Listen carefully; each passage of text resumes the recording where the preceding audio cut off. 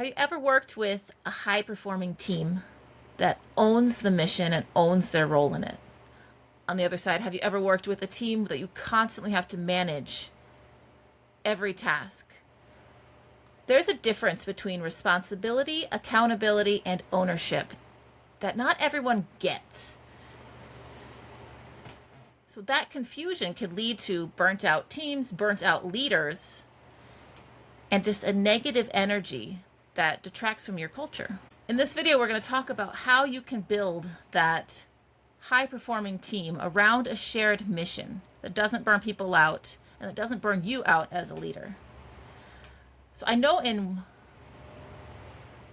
work with clients, you hear a lot responsibility, accountability, and even ownership used synonymously. Is that a mistake? What's the difference? What a great question. Many of us have read the wonderful book by Jim Collins, Good to Great. And it is easier to go from bad to good than it is to go from good to great. So I want to align these with those three concepts of how well am I doing as a leader? Am I struggling? Am I doing a poor job, right? I don't know that I would be a bad leader. It's hard to be a bad leader if you care about people and your mission. However, you can do the job poorly as a leader. Be a bad manager. Yes, you can manage poorly. Yeah, not a bad person, a poor manager. One of 6 children, grew up in the 60s, 70s. My mom was, I think, an amazing mom. And one of the things that made her great as a mom was when someone say, oh, that's a bad boy or a bad girl, right? Whenever they did something wrong. And my mom would quickly say, I don't have any bad children. Sometimes they do something wrong and we deal with that, but I don't have any bad children. So I feel the same way about whether you're a leader or an employee. I'm not going to label someone bad, but I can say that job was not done well. We need to do it better, right? Or I think this idea of if I'm managing poorly, I'm dealing with responsibility, trying to get people to just be responsible to get a job done. That sounds a lot like do your job description. These are your tasks, do them, and then my job is to manage you so that you will do them. That's a drag. That'll burn you out, right? And I'm going to swing all the way to the opposite for a vision of what the spectrum looks like on the other end. I was part of the executive team. The team had pretty much assembled, and the owner of the company would go out and have a conversation and talk to a potential client about a problem, and he'd come back and say, I just sold this. I just sold this consulting deal. I just sold this solution to this client. How do we do that? And that wasn't a burden to us as a team. That was fun. It was exciting because we knew that we could do it. We just had to figure out how to do that, right? He didn't come back and say, I just signed us all up to be brain surgeons. Let's figure that out, right? I wouldn't have been qualified to do that. But the stuff he brought in was in our wheelhouse. We just hadn't done it before. So we figured it out, and we got really good at that. That was fun and exciting. We all owned the mission. We really wanted to meet that client's need, and it was a cool challenge for us. We were energized. He was energized. So there's that. On one end, you have ownership. Lower end, you have responsibility. On the way there, you create a culture of accountability. So we'll talk about all of those. So if I could use the word bad in terms of the opposite of ideal, that's at best, I just tell people what they're responsible for and expect that they'll do it. If I want to use the word good, and a lot of people we work with are working hard to create a culture of accountability. That's a great thing to do. Knowing how to manage better, knowing how to help people start to align with the vision of the company and the mission of the company, helping them own. It feels to me like going from a job description, which is kind of task-centered, to helping people understand the essential functions of their role. So my role is in finance, or my role is in IT, or my role is in sales or operations or whatever. When I get to that level, I collaborate better with others because I'm looking to the outcome, not just my task. So that culture of accountability is where people start to work well together. We can move up to what's the difference between then a culture of accountability and ownership. Ownership is where people almost forget where they work, right? So I don't mean the company they work at. I mean their department. They're good at what they do in finance. They're good at what they do in operations. I have noticed if I'm working with a really high-performing executive team, I can watch their meetings. It should be hard for me to tell which person has stewardship of sales and which has stewardship of finance, and which, because they all care about the whole mission. And the CFO may look at the VP of sales and say, I got an idea of what might work for this particular client. And they listen and they brainstorm. So that's what ownership looks like. What does it not look like? How can you do that poorly? There's the wrong kind of person who could look at interfering and micromanaging and overstepping and think of it as ownership. And it probably means you have to go way back to the beginning somewhere. Think about that person who's trying to function at that level, but it comes across as micromanaging, or it comes across as interference. Can you think of motive? What's driving that person? What would you say that would be in your mind? From what I've seen with some clients, part of it is fear. Okay. A lot of fear that they're going to be left behind, that they're irrelevant. I had one particular client, a wonderful person. There was a lot of fear that he wasn't good enough.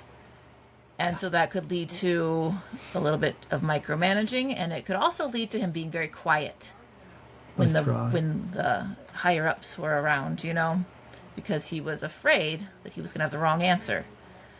Good kid, good person.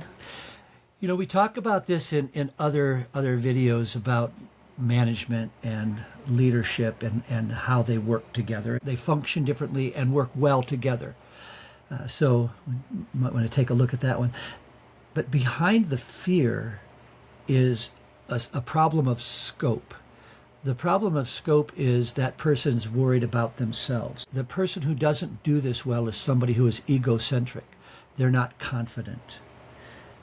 Confidence and humility go really well together. It's hard to be functionally humble if you're not confident. It's hard to be functionally confident if you're not humble. Right. And by humility, I mean it just isn't all about you. Once you start to see the team as a unit, once you see the mission as that shared goal, that shared purpose that you have, you start to arrive at that area of ownership. So being able to move beyond the politics, being able to move beyond the fear. Functionally, there are basically 3 levels of motivation. The first would be fear. And it's a very effective motivation to get you to do something right now that's urgent in the moment. The problem is, as soon as the threat goes away, the fear goes away and the motivation goes away. It's very short term. So think about that as a small pointy motivator that you poke with to get immediate reaction. Now, reaction is the right word, not just action. It's not a choice. Yeah. A little bit bigger is responsibility. So kind of moving out from that small point, you've got responsibility. You've got duty. I'm going to use the word duty. So fear, then duty. If it's my duty to do something, it still has to do with my self-image, but it has more to do with the quality of my character than it does the fear of a bad outcome. So that's a little bit bigger. So interestingly, the fear motive will create a degenerative culture. Over time, it'll burn people out. It's not going to carry beyond the moment of pointy, sharp pressure, right? The duty motive can help to create what looks like and could be a sustainable culture, because I care about my character. I want to be someone who does a good job. I want to. The interesting thing is there's a bigger motive even than duty. And duty's a good motive to have. The bigger motive that has broader scope and more moves from sustainable to regenerative is the motive of love. I love what I do. I love the people. I care deeply about relationships. I care about our customer. I care about those things. When I care about those things, I'm going to put in the extra mile. I'm not going to be defined by my job description. And frankly, I won't be defined by a clock. And you'll be doing it in a way that is building relationships instead of challenging them. Yeah. Which is what we get out of interference, really. Yes, exactly. So I'm going to do it in a way, and it's enjoyable. For everybody. Yeah. And so that's what makes it regenerative, is it kind of takes, Jim Collins talks about the flywheel. Mm-hmm. Right? That creates that kind of flywheel effect, where it just takes on a life and an energy of its own. That's where ownership becomes so important. Now, if you've got a good-sized company, will everyone take ownership? Maybe not. Maybe not. And that's okay if you've created a culture of accountability and you have a core of people and you know what to watch for, and they take ownership. There's one interesting thing about being really, really good at something. You almost make it look too easy. And so the reason I say that is I noticed that oftentimes the reason a culture or an organization doesn't create that highest level of regenerative culture is they don't know how to measure it. They don't know how to look for it. Let me give you an example. I love playing guitar. I'm not a great guitar player. When you look at a great guitar player, they make it look easy. They make it look fun. They make B.B. King just looks like he's having a conversation with Lucille, with the name of his guitar.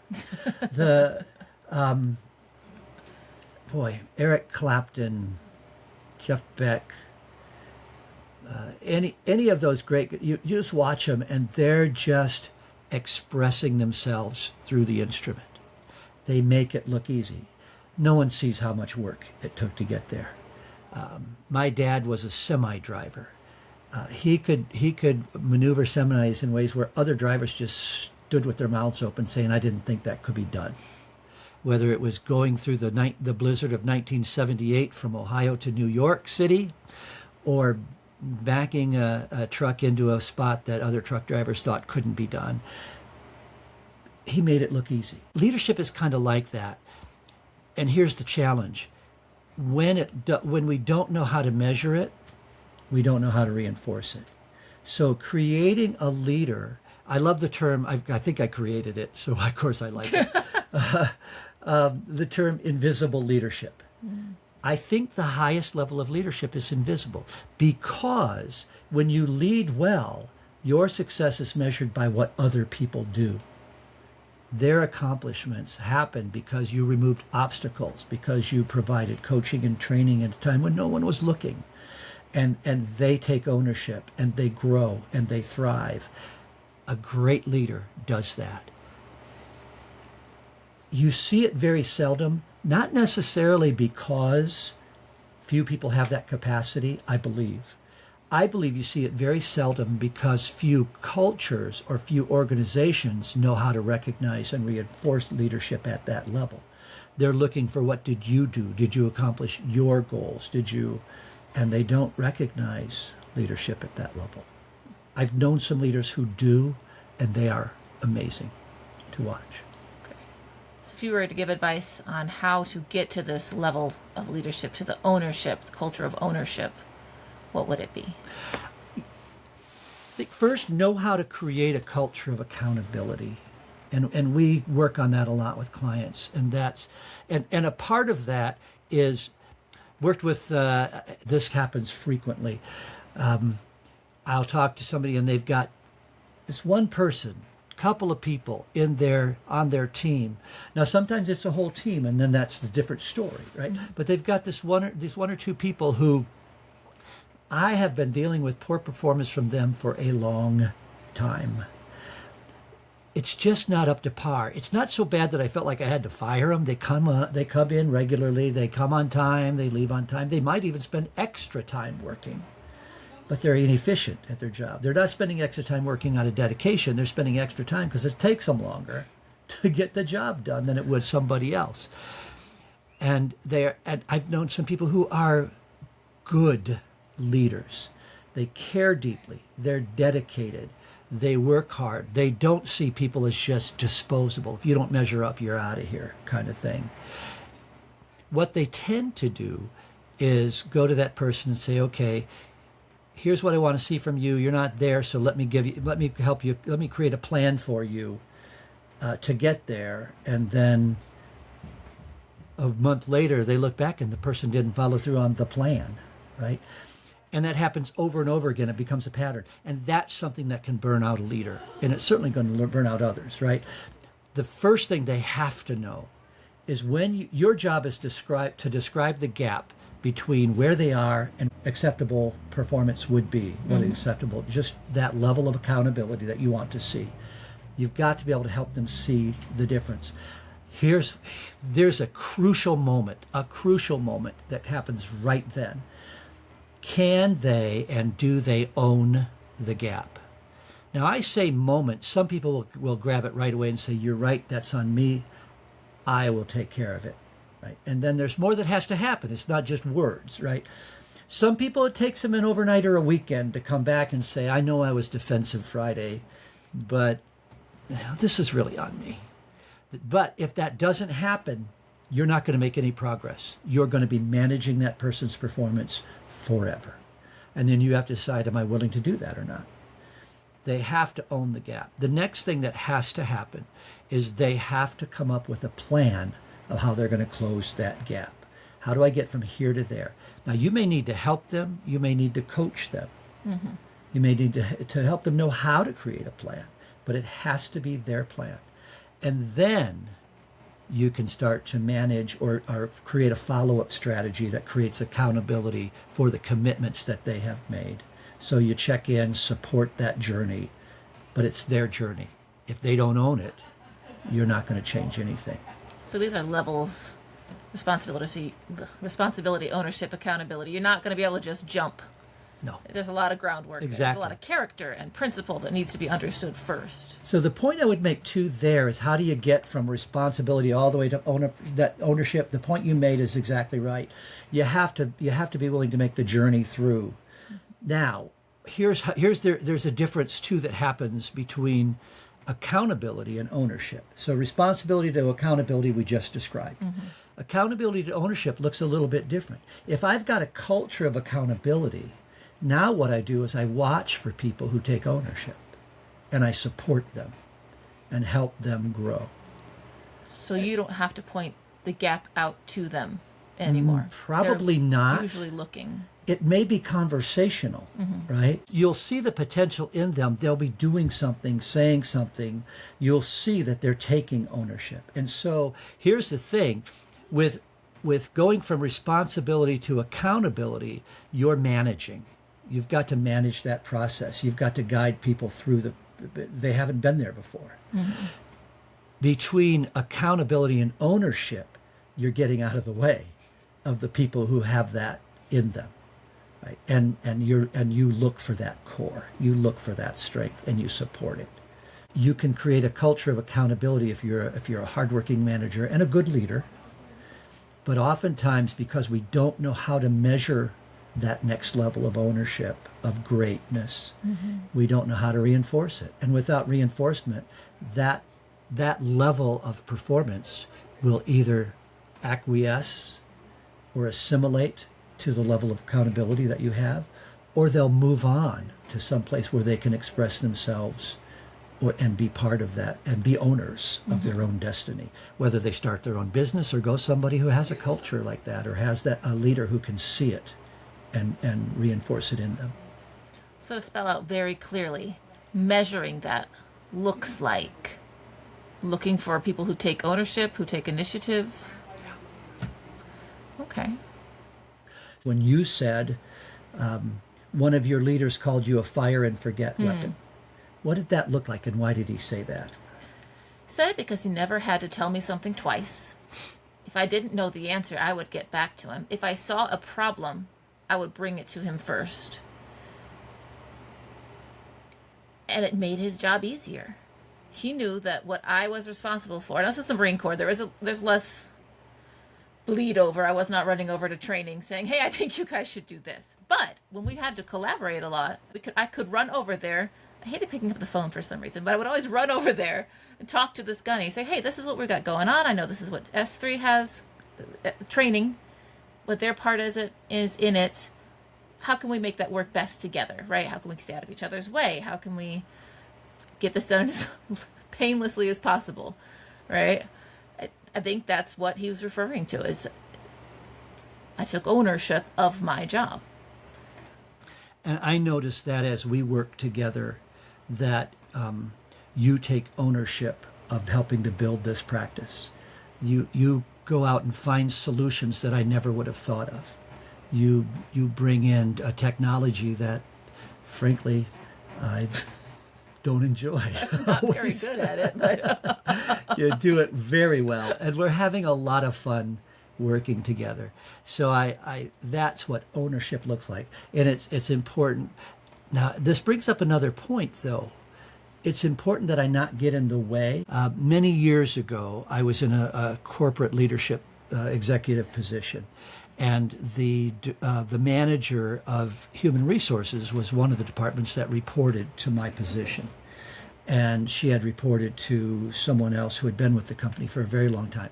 Another leader who was incredibly hardworking, very knowledgeable, got great results, had all the answers.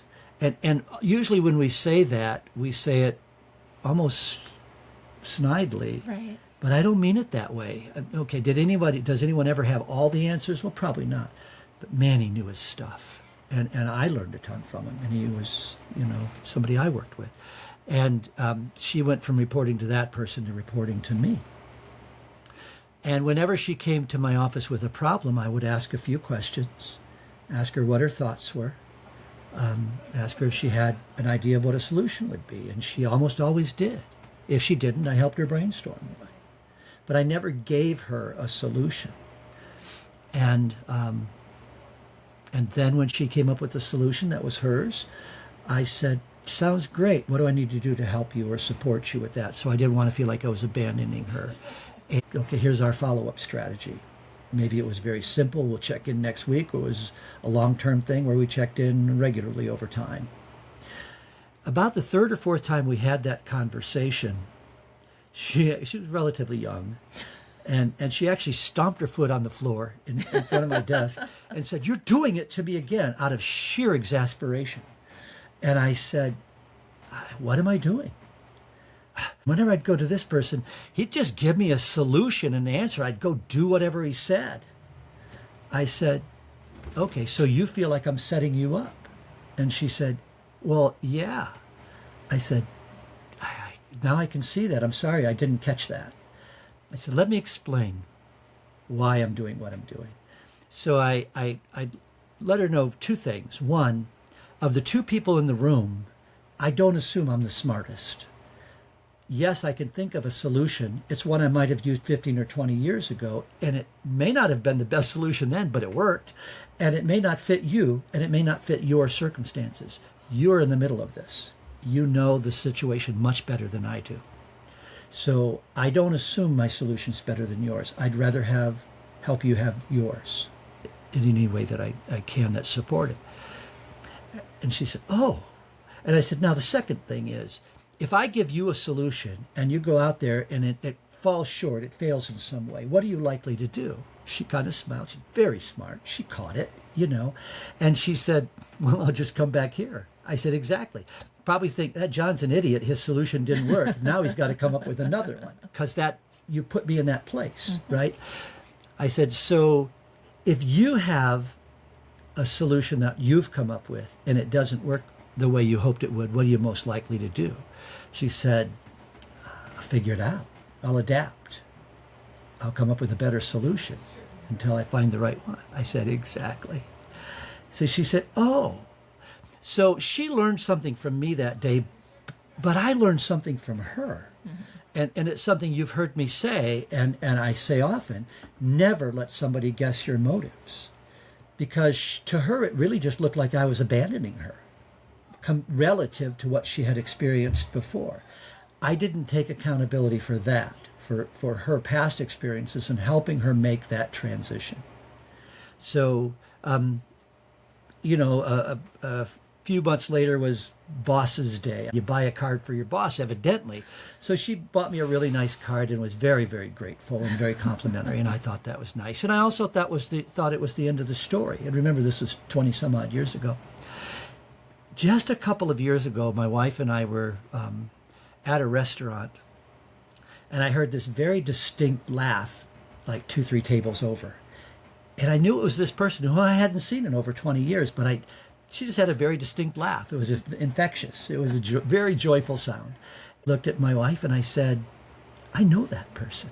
She said, well, you should go say hi. I said, I haven't seen her in like over 20 years. And she was at the table with a bunch of young girls, like a scouting troop or something. And I thought, that would just feel awkward. So I didn't go over. I thought, I'll just let it go and not put myself in that weird situation in the middle of a restaurant, going up to a stranger and saying, you don't remember me, but. And then when I went up to pay the bill, it turned out I was standing right behind her in line to pay at the counter. It's cool. And now I thought, okay, it's awkward to say nothing. Now I feel like that's weird. So I thought, okay, I'll just tap her on the shoulder and say, you probably don't remember me, but we worked together 20 some odd years ago. And I tapped her on the shoulder, and she turned around, that curious look like, who's tapping me on the shoulder? And as soon as she saw me, her face lit up, and she grabbed me and just hugged me and said, every day I tell people what I learned from you. Every day something you taught me helps me. And this was 20 years later. And now she was at a high executive level at the company. So she was very successful in her career. Not all my doing. It was all her doing because she was a very capable person. I had no idea, right? I had no idea that it would have that kind of effect. But when you lead at that level, it can, if the other person steps into that opportunity, right? I couldn't make that happen, but I could create a culture and circumstances where it allowed someone to become that person that they had that potential to become. That's the difference, I think. So you have to have that long-term vision and investment. Yeah. It's not going to happen overnight. Yeah. Trust the principles of ownership and allow people to grow in that culture. Okay. So it's not a versus. It's not responsibility versus accountability versus ownership. It's just a process. You can't skip one. Yeah. And you can't. If people won't take responsibility, you're not going to create a culture of accountability. Right. If you don't have a culture of accountability, people won't have the freedom to grow beyond it. And I think that's the thing, is provide the freedom for people to grow beyond it within the scope of accomplishing the mission of your organization.